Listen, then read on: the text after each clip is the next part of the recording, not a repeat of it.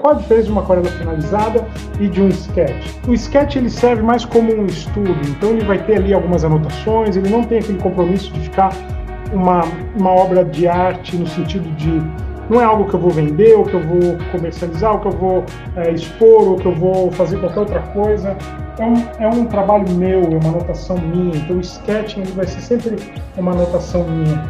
E essa anotação minha, acaba sendo o diário do artista, acaba sendo, alguns chamam de caderno do artista, livro de artista, é isso, né? Você tem o teu livro, as tuas anotações, os teus estudos. Então, eu estou sempre coletando uma série de material no meu sketchbook e eu tenho vários sketchbooks, e ali eu tenho um manancial enorme de referência. Então, por exemplo, quando eu quero pintar alguma coisa, eu não vou necessariamente num arquivo de foto, mas eu vou nesse arquivo de anotações. Então, a diferença entre o sketch e a aquarela finalizada, vamos dizer que a aquarela, ela finalizada, ela já passou por um processo de estudo e resolução de problemas, a cena, né? Ela já passou por isso, agora ela está resolvida. Para mim, ela está resolvida e está funcionando, ok, vou fazer ela num papel maior, aí eu vou escolher um papel 100% algodão, vou escolher um pincel maior, vou usar minha tinta, meu pigmento profissional, por exemplo. Aqui eu posso usar até um pigmento